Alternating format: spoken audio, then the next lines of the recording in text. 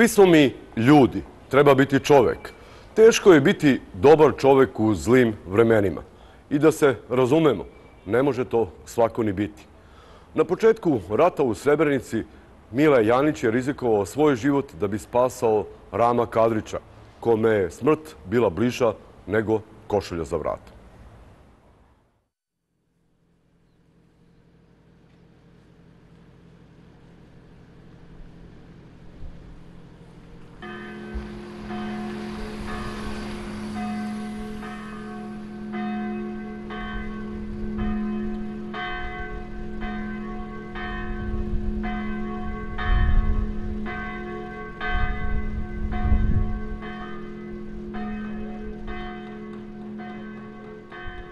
Kada ste i kako zarobljeni, odnosno uhapšeni? Ovako, ja sam 20. aprila 1992. godine išao sam u Srebrenicu da vidim gdje treba hljeb da se vozi. Što sam ja radio u firmi u Klasovoj Sarajeva, da razuzim hljeb kad sam dole došao. Kad sam vidio gdje sam došao, onda sam poludio što sam došao. Ja sam došao do pekla gdje sam radio, tu me stiglo auto policajsko. Jednog čovjeka sam poznavao sa opštine Srebrenica.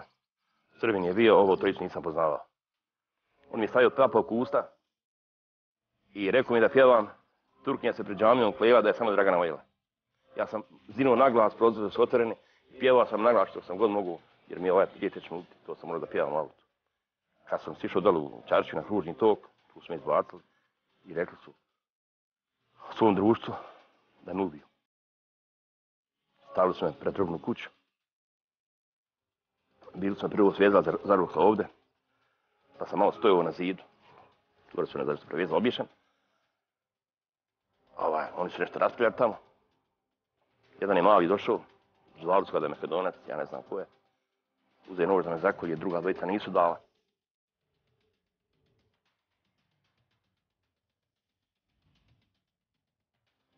U tom strahu, sve što su radili, vjerujte, ja nisam mogu da gledam što ja sam bio sad upušan i usad, jer sam visio na zidu sat i po najmanje obješen. Mnoge su bilo tekle i jedno me pita kako volio smrt, tako da me sam ubiješ, to prije, kaže se rabar. Tako smo portirali. Ja sam bio malo mrtav bez pucanja.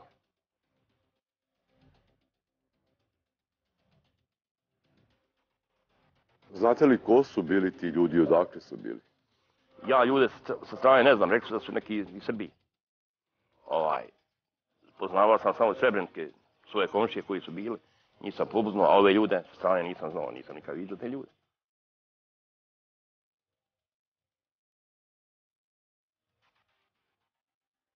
To se dešavalo u centru grada. Da. Je li još bilo ljudi iz Srebrenice koji su vidjeli šta se dešava sa vama? Jesu, srpske nacionale se vidjeli. I niko drugi osim Mila nije imao hrabrosti? Niko nije. Mile išao pješke ruka u džepovima, išao je prema toj grupi. I šta je on sa njima pričao, ja ne znam. Borio je se sa njima pričao 1 sat vremena najmanje. Dok je ubijedio, dok je savladao i zamolio u svoje ime neku i onda smo pustili.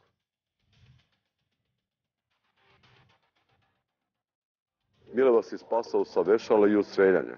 Jeste li ga poznavali pre toga? Jesam prije rata mnogo godina poznavao. Poznavao sam kada vodio autobus, pa bio prevoznik posle. Puno godina smo bili dobri prijatelji prije toga. Ali sam bio sa boljim ljudima od Srebrenice prijatelji sa njime, ali nisu ni htjeli da me pogledaju uopšte. A gledali su to. Šta mislite, šta bi bilo sa vama da nije naišao Mile? Bio bi ubijen odmah na licu mjesta. Prva žrtva, ja bi bio, da nije bilo njega. U Srebrenici? U Srebrenici, da.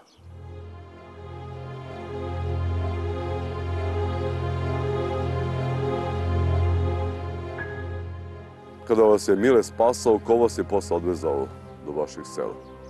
Tu me je jedna žena koju nikada ne mogu da oprostim sebi. Žena je ubijena, poginula je. Nisam mogu da ju ja pomognem, pružim priliku da je otmijem, da je sakrijem. Medicinska sestra. Ona je me odvela u svoj stan, tu sam učio. Isto dan me ona propratila do moje firme gdje sam našao svoj kamion. Njoj sam dao moj auto. I ona me ispratila do zonu Jadra, tako sam uspio doći kuću. A nju posle nisam nikad mogu da ja spasim. Rekli su da su je ubili naši. Što ja danas nosim jedan teret na sebi. Nisam mogu da je pomognem. dok sam god živ, to će mi biti teško. Je li bilo još takvih primjera u Srebrenici da je Srbin spasao muslimana i obrnuto, musliman Srbina, tokom rata? Da ti kažem, nije.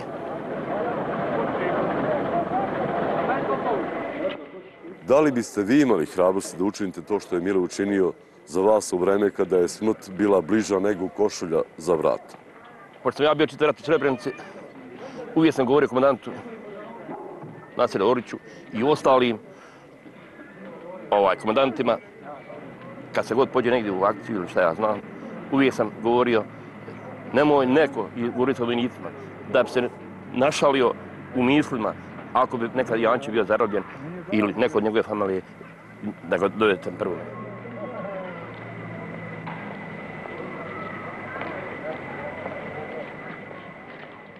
To su bila zla vremena. Koliko je bilo teško ostati čovek u takvim vremenima? Najteže je bilo da kažem, da bude čovjek. To je najteže. To je i danas teško da bude pravi čovjek, ali tada je se desio Mile pravi čovjek koji je uspio spasiti. Šta mislite? Šta je Mile sve rizikovao da bi spasao vas? I danas davno, kad sam došao prije 13 godina, ljudi mu, kad smo bili zajedno, ljudi mi kažu, psuju ga, zašto si me ostavio živa. U oči predam. I te ljudi odam u Srebrenici danas. Mile iz tog razloga nije želeo pred kameru, ali mi je rekao da bi to isto učinio kada bi se, ne daj Bože, isto ponovilo. Možete li ikada zaboraviti ono što je Mile učinio za vas? To je teško. To se ne smije zaboraviti, ni moja djeca, ni familija, ni niko. To je teško, moram da plaćam za to. Kad mi nampani, kako je bilo. To se ne može zaboraviti. Djeca moja moraju, moja unčad moraju da pamti to. To nema šanse s to. Kako to da zaboraviš neko? Kako? Teško je, moram da plaćam kad nampani kako je bilo.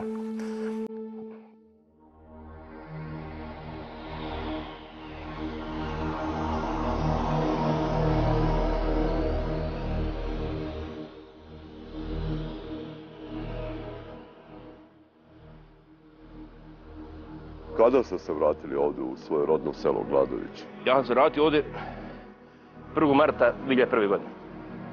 Sve je bilo porušeno, nigdje ništa nije bilo.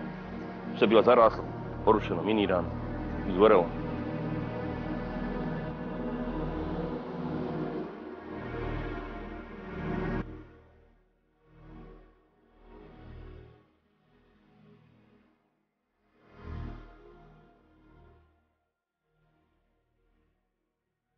Želio sam se vratiti, tu sam rođen. Gledam u moju dobru Srbiju, koju i danas ne volim.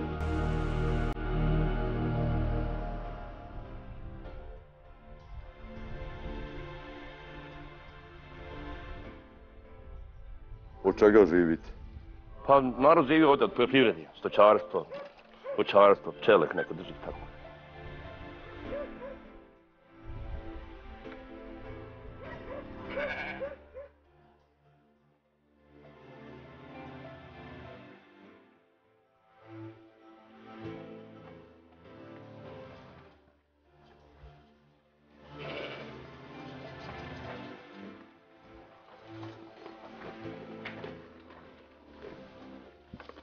Mile živi dalje u Srebrenici.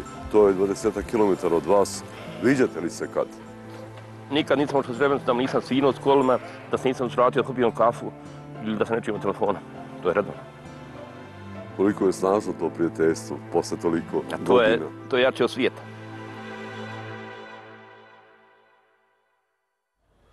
Biljana Vrakela, apotekarka iz Srebrenice, je darovala nove živote četvorici ljudi.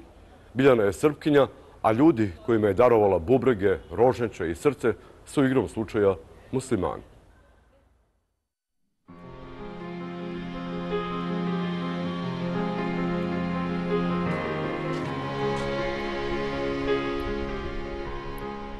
Vi ste jedan od dvojice ljudi kojima je Biljana Vrakela darovala bubreg.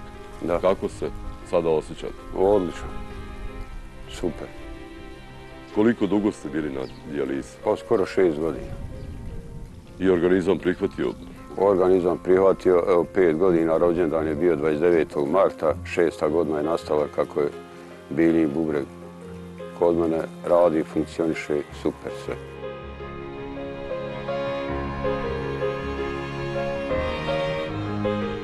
I vama je Biljana darovala novi život.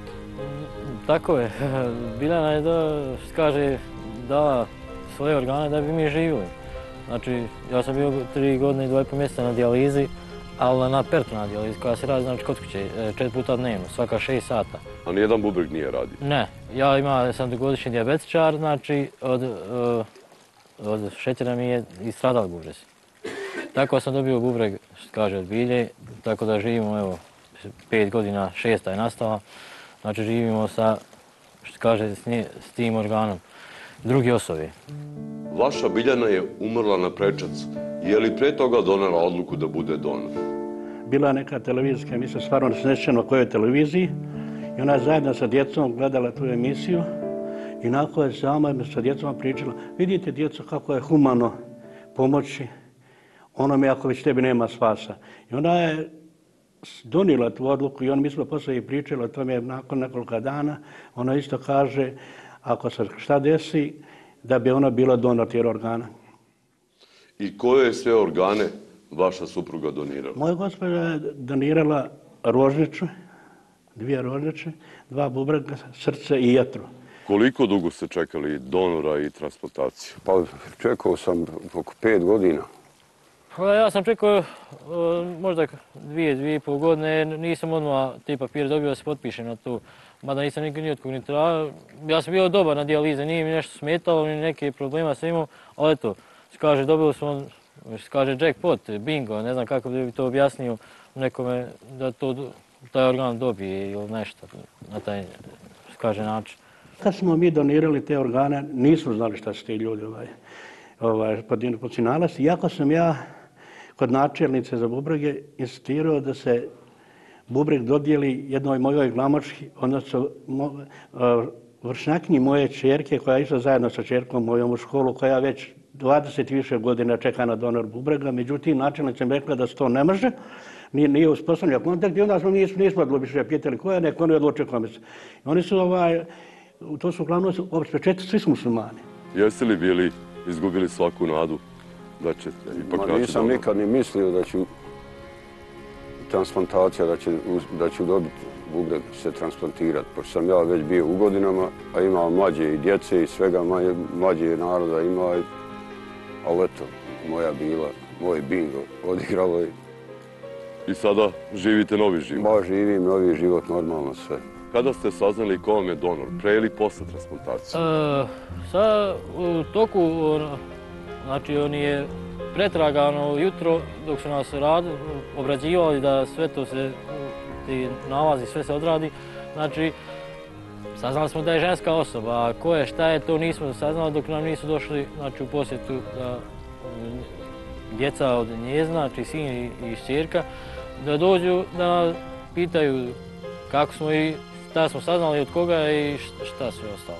Došli su nam odmah u posjetu, meni i mom polubratu Elvedinu. U bolnicu su nam došli. Kažete polubrat, zašto? Pa zato što imamo od iste žene organe, vezani smo i zato se zovemo polubraća nas dvojica. Kakva je Biljana bila kao čovjek? Bilja je bila plemenita, puna duša, puna pameti, puno iskrenosti, volila je život, volila je svijet, volila je svakoga. Nikada nismo gledali, ni ona ni mi nismo gledali na tu nacionalnost.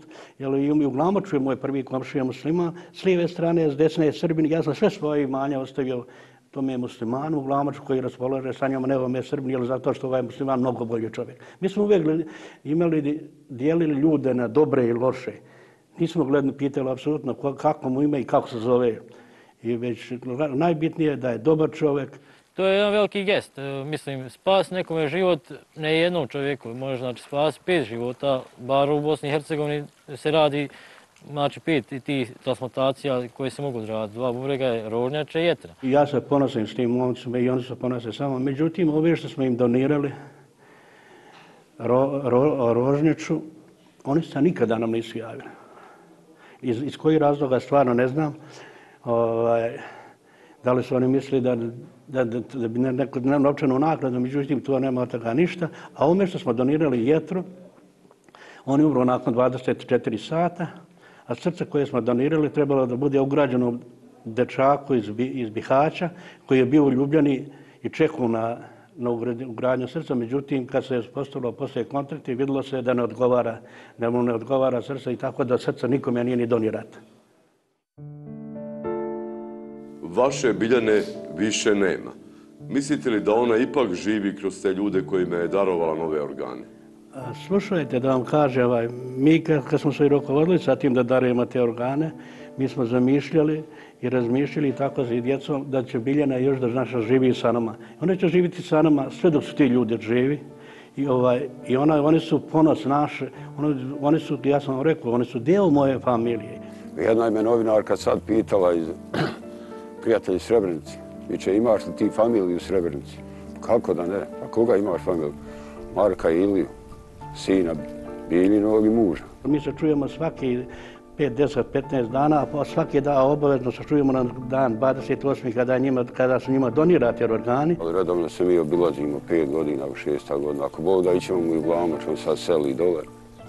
To prijateljstvo traje. To će prijateljstvo trajati.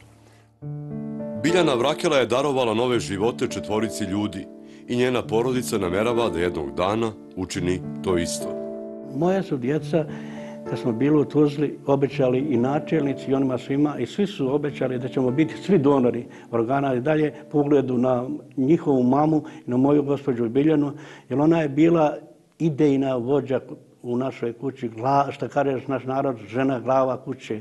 Ona je bila glava kuće i ako je ona to odlučila i ona je vjerovatno to proučila i vidjela, bila je od struke, jer ona je diplomirana farmaceut po struci i mi smo odlučili da svi budemo donori organa. A sada sledi priča o ženi čiji plemeniti čin prevazilazi dela ljudi iz prethodne 2 priče. Za vreme rata u Sarajevu Ivanka Šućur je spasla Elvisa Salkanovića, koji je tada još bio beba. Ona ga je izvukla iz ruševina zgrade koja je neposredno pre toga bila granatirana. Da bi mu obezbedila mleko u prahu koje je delio Caritas, ona je svakih 7 dana davala krv, jer to je bio uslov da bi dobila paket sa mlekom. I to je trajalo 3 meseca, sve dok je nisu otkrili.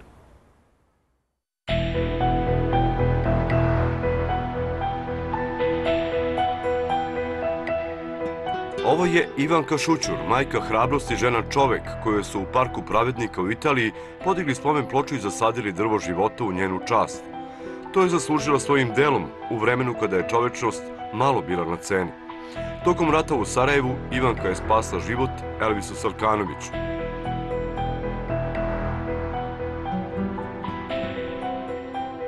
Ovdje ste ga pronašli? Jeste. Ovo je bio bivši turist biro. Je li rat već bio počeo tada? 93. je šta je. Granate udarile 15 do 5 ko kruške. I onda je pala jedna, ona je njega valjda i oborila tu na patas.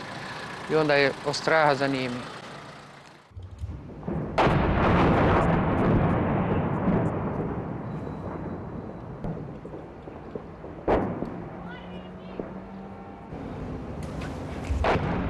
Ja sam njega izvukla, spustila kanistere, izvukla ga i kako sam ja njega, samo suze ovako liju. I on je mene ufatio ovako, ne mogu da dišem. Pustim ga ja, okrenem ga naopačke, one kanistere. I kažem tako tu, kad je vidio moju čerku na prozoru, samo je zavikao mama i... To su bile posljednje reči koje je Elvis izgovorio. Od tog trena je zanemeo i to je trajalo do kraja rata. U kojoj godini si progovorio? U 5. još, tako 5. sam tako tu negdje progovorio. 4. Elvis je imao 1,5 godina kada ga Ivanka pronašla u razrušenoj zgradi u Hrasnici. I kako ste saznali koji i šta je to dete koje ste pronašli i kada ste saznali? Šila mu je cedla na njemu svezano zavojem, kaže vam moja čerka je to našla. Šta je pisano o toj cedlji koju je naša čerka? Majka umrla, otac pobjegao. Moli se onaj ko nađe ovo dijete da ga preda policiji da mu se nađe otac. Otac je pobjegao u selo svoja kod Tuzle. Zove se Ahmet Salkanović. Mali je rođen 9. januara 1992. Zove se Elvis Salkanović, u Čapljini je rođen. Gde mu je bila zakačena ta cedulja? sve za zavojem ovdje. I onda sam ja odmah otišla u MUP, tamo opet onom polica, a Boga mu kaže šta ćemo, rekao ništa, eto neka pa šta ćemo sad, gospođa ništa, rekao. Znaš gdje je adresa tu.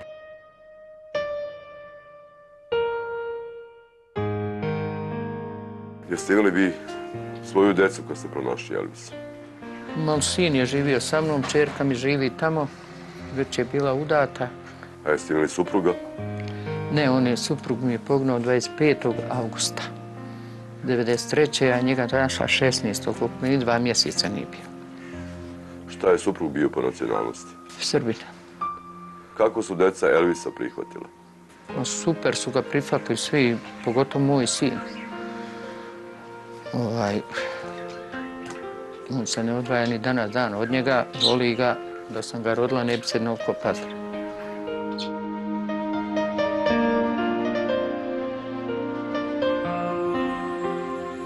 Kada ste pronašli Elvisa, bio je rat i vreme gladi u Sarajevu. Jeste li jednom tada razmišljali šta će mi još jedna gladna usta u kući? Nikad u životu. Ne. Je gladna godina, 93. najgladnija bila. Kako ste se snalazili za hranu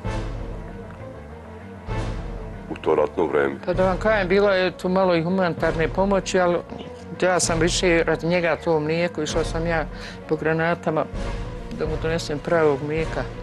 To nije bila jedina Ivankina žrtva za Elvisa. Oni koji su tokom rata u Sarajevu davali krv, dobijali su pakete od Caritasa, u kojima je između ostalog bilo i mlijeko u prahu, koje je Elvisu značilo život. Davali ste krv da bi dobili paket. Koliko često? 5 puta u mjesecu.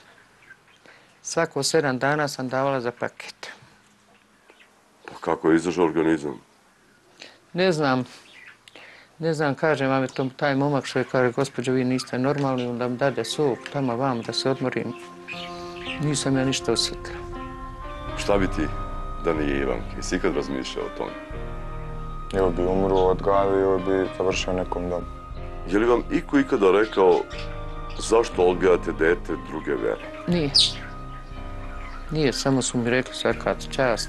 Jesi li ikada razmišljao da li bi ti tako nešto uradio kao Ivanka da si bio u prilici? Bi. Pružio bi šansu nekom koje druge vere da živi i da... Bi. Ne gleda se koje vjeri. Kakav je čovjek. Otkud u vama toliko ljubavi i ljudskog prema čoveku? Pa ne znam da vam kažem, i mi smo bili siroće, rano ostali bez oca, šta ja znam. Tako vijemate bila, ove godine mogla pomoći, pomagala je. Svi smo takvi, ne znam, eto, ostalo je tu u meni.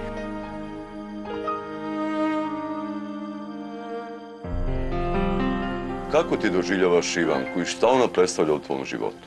Ona predstavlja mi sve u životu, ja doživljavam kao majku pravo, iako mi nije rodila. A kako je zoveš ti? Majku, kako će je zvati drugačije. A ona tebe? Sina. Ja se nekad ne razljutim, nisam ti rekao ja mama, ja sam ti mačer. A on jok, mama i mama. Kako god me moja djeca zovu, tako i on.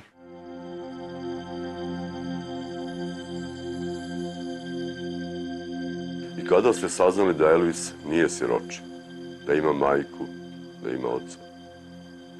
8. maja 1994. kad je došla tu da ga traži. Je li htjela da ga uzme ili samo da ga vidi? Htjela da ga uzme, da ga opet valjda neđe ostavi. Ako ga je mogla ostaviti od 1,5 dana, što ga ne bi mogla ostaviti za... Jel? Vi ga niste dali njoj? Kaki? Da je Gordana nije dala, ta socijalna ranca, i rekla meni Ivanka ne daj ga ni mrtva ni živa bez mene.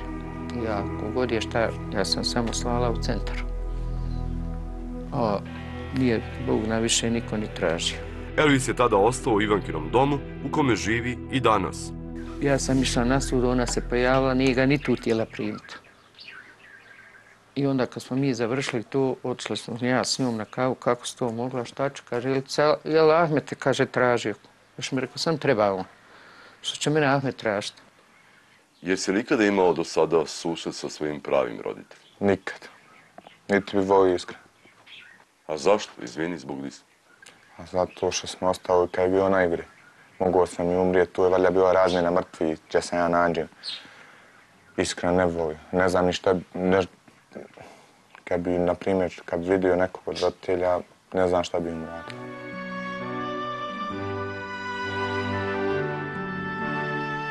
Ivanka Šućur je najzaslužnija što je Elvis Alkanović danas živ.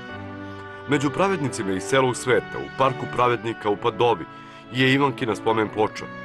U Hrvatskoj i Bosni Ivanki su također odali priznanje za sve ljudsko i dobro koje je pokazala u zlim vremenima.